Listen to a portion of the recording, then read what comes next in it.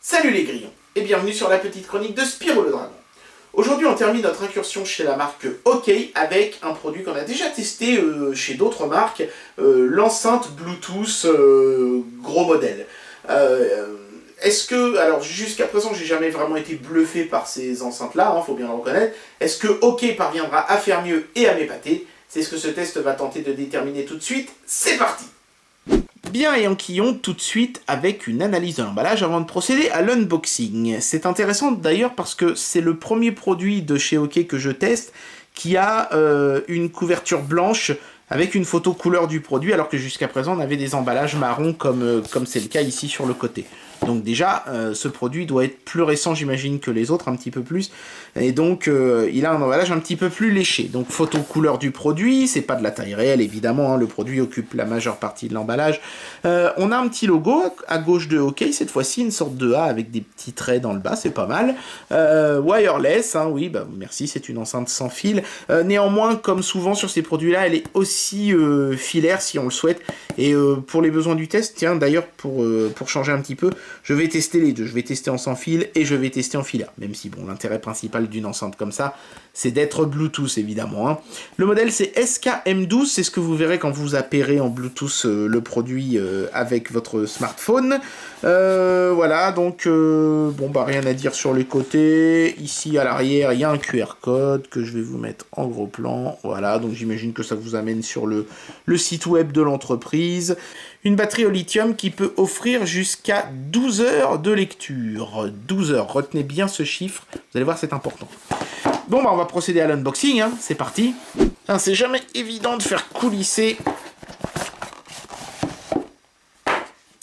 Bien, voilà, donc, on va virer le truc blanc, merci, au revoir.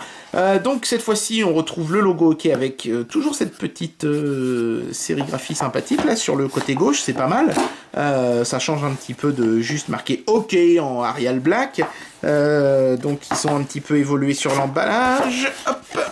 À l'intérieur, on tombe tout de suite sur l'enceinte, qui est assez volumineuse. Voilà, on va la mettre de côté, on va y revenir après. Sur le dessous, sous cette cale en carton, il y a plusieurs choses. Il y a bien sûr une petite notice. Alors, je l'ai parcouru rapidement, et il y a des trucs qui m'ont un petit peu étonné. C'est que là, par exemple, ils annoncent une autonomie de 30 heures, et non plus de 12. Donc, à mon avis, 12 doit être plus proche de la réalité que 30. Vu que la batterie, si j'en crois la notice, fait 2600 mAh, alors certes en 7,4 volts, mais quand même, c'est pas une grosse batterie. Je pense que 12 heures, c'est plus réaliste que 30. Voilà, donc une petite explication sur le produit. Alors, il y a une touche menu ici, vous allez voir sur l'enceinte tout à l'heure, mais à aucun moment dans la notice, ils en parlent. Donc, c'est un peu un mystère. Qu'est-ce qu'on a d'autre dans l'emballage? On a le câble de recharge micro USB, bien sûr. Un câble, ce qu'ils appellent Line In, pas Lightning, comme certains m'ont fait la remarque dans les commentaires. Line In, L-I-N-E, plus loin I-N. Ça veut dire en fait un câble qui permet de remplacer le Bluetooth, quoi, de relier deux appareils entre eux, l'enceinte et le téléphone. Un petit trombone pour l'orifice reset de l'enceinte dont l'intérêt m'échappe un petit peu. J'imagine que ça efface les appairages Bluetooth. On a une carte de garantie. Voilà, Register Now, machin. Et on a un truc un peu mystérieux encore. Il y a beaucoup de mystère sur ce produit. C'est cette espèce de carte qui est en fait un autocollant. Je ne sais pas si vous pouvez voir un petit peu la découpe ici. En forme de clé. On peut le... Vous voyez, le décoller comme ça. Je sais pas du tout à quoi ça sert, franchement. C'est un peu bizarre. Est-ce que c'est pas un patch NFC ou un machin comme ça, j'ai vérifié. Je sais pas ce que c'est, du tout. Moi, j'imagine que c'est juste un autocollant. Ils ont voulu faire comme Apple, là, qui met 3 autocollants. D'ailleurs, un mot à ce sujet-là, les gens. Arrêtez de coller les autocollants Apple à l'arrière de votre bagnole. Ça fait vraiment con. Putain. Enfin, bon, si vous êtes fiers d'appartenir à ce gang de brigands, en même temps, eux, ils font pas des téléphones qui prennent feu. C'est déjà pas mal par les temps qui courent. Alors, revenons sur la batterie. premières impressions sur la batterie sont plutôt bonnes, la qualité de fabrication a l'air sérieuse, solide, ça ne craque pas, le caoutchouc il tient bien en place, il fout pas le camp comme sur la précédente enceinte Bluetooth que j'avais testé, où le truc vert, on pouvait carrément l'enlever complètement de l'enceinte. Sur le dessous, il y a un emplacement pour un trépied, donc j'imagine que certains audiophiles aiment bien fixer leurs enceintes à hauteur des oreilles, ce qui est effectivement pas idiot. On a une grille des deux côtés, hein, mais apparemment le son ne sort que sur le côté avant. Je sais pas trop pourquoi il y a une grille à l'arrière, certainement juste pour le côté design. Les boutons sont sur le dessus, ils sont dans la masse caoutchouteuse.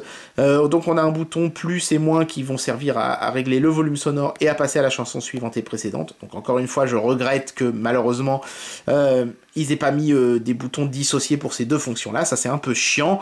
Le bouton pour les appels téléphoniques, qui est aussi d'ailleurs le bouton lecture pause, le bouton power, et un bouton menu qui ne sert à rien. Dans la notice, ils en parlent pas, donc j'ai eu la curiosité d'appuyer dessus pendant la lecture d'un fichier, tout ça. Ça ne fait rien sur le téléphone, il se passe rien, sur l'enceinte, il se passe rien. C'est vraiment très bizarre, je sais pas pourquoi ils ont foutu un bouton inutile, ils auraient mieux fait de mettre les deux boutons dissociés, ça aurait été beaucoup plus intelligent de leur part. Ici, derrière un pare éclaboussure en caoutchouc rouge, d'ailleurs c'est plutôt sympa, j'aime bien le thème de couleur sur cette enceinte. On a donc la prise pour recharger la batterie et la prise line-in, ainsi que l'orifice du reset qui se trouve ici. Bien, alors, point d'appairage par NFC sur cette enceinte, c'est un petit peu dommage d'ailleurs, hein, on aurait bien aimé avoir cette petite fonctionnalité-là. Donc, on a toujours notre son assez, j'ai envie de dire, habituel maintenant, hein, pour ces enceintes-là. Et donc le voyant de fonctionnement se trouve à l'avant, intégré dans un des orifices de la grille. C'est assez élégant d'ailleurs comme façon de faire. J'aime bien. Et puis ça éclaire pas les trous alentours. C'est bien fichu comme système. Donc bleu, ça veut dire que c'est appairé. Clignotement bleu, ça veut dire que c'est en mode appairage. Et clignotement rouge, ça veut dire que vous n'avez plus beaucoup de batterie. Voilà, donc c'est plutôt clair et net, c'est plutôt précis. Donc maintenant, sur ce Ligoo Elite 1 qui me sert désormais d'appareil de contrôle pour mon home cinéma, je vais lancer un lecteur audio, hop, et donc normalement le son devrait sortir sur l'enceinte. On y va.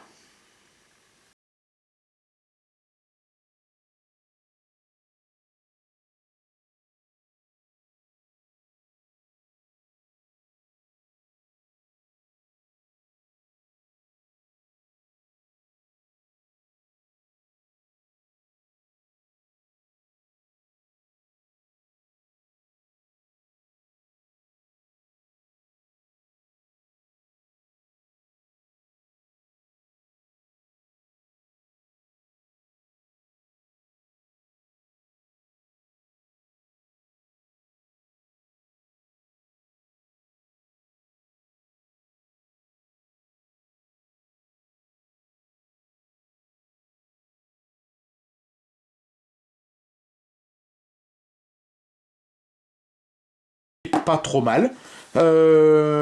J'ai moins ce déséquilibre que j'avais sur les autres enceintes. J'ai trouvé les basses plus précises.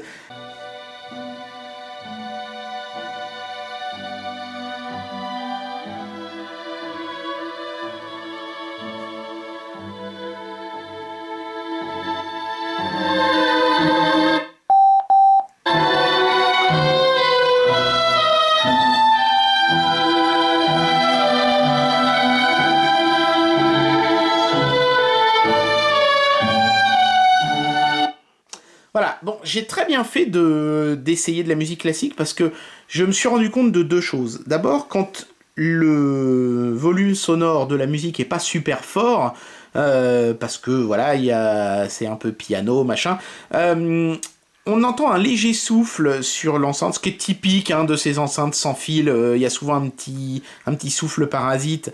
C'est d'ailleurs pour ça que les mélomanes préfèrent le filaire. Bon, c'est pas dramatique, mais il est quand même présent, on l'entend. Et puis, les graves se détachent un petit peu moins bien sur de la musique classique. J'ai entendu comme un petit côté rock, un peu texturé des basses, qui n'était pas super génial. Donc, évidemment, hein, on reste sur du son milieu de gamme, hein, faut pas rêver. C'est pas cette enceinte Bluetooth qui va vous sortir un putain de son de la mort qui tue. Mais voilà, hein, pour la gamme de prix, ça reste quand même très correct.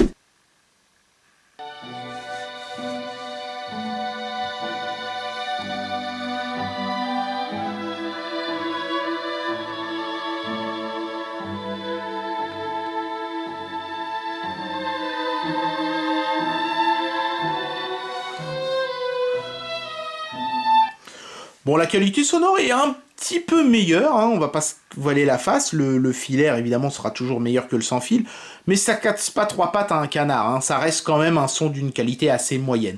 Donc filaire ou pas filaire, c'est pas une enceinte pour les ultra mélomanes, c'est juste une enceinte pour quelqu'un qui veut sonoriser comme ça, un petit truc au débeauté, une petite fête entre amis ou un truc comme ça. Là, ça fera très bien la blague. Bien, alors il est temps d'amener une conclusion à ce produit et de lui donner une note.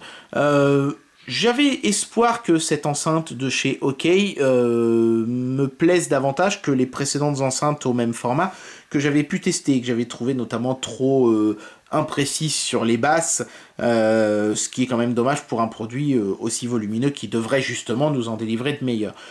Cette enceinte a fait mieux, indéniablement.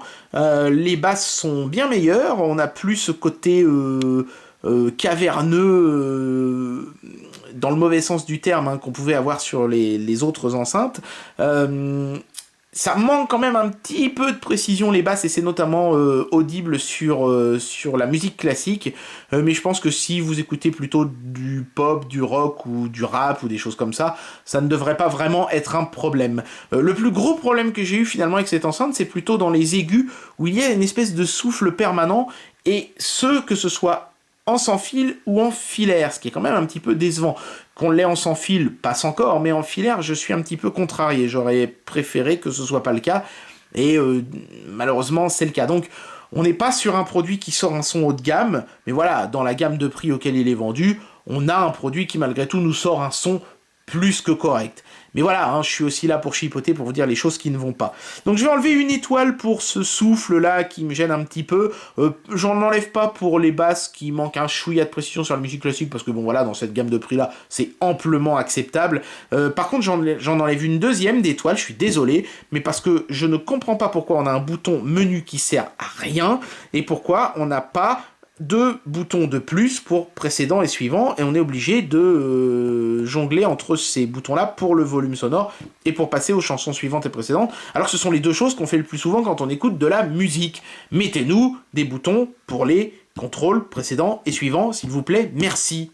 Donc ce produit hérite d'une note de 3 sur 5, qui est une note correcte, hein, pour un produit dans cette gamme de prix là, on n'est pas volé, mais c'est pas encore l'enceinte Bluetooth merveilleuse qui va me bluffer. J'avais presque limite été davantage bluffé par les enceintes beaucoup moins grosses, mais qui avaient, je trouve, un meilleur son de chez Xiaomi.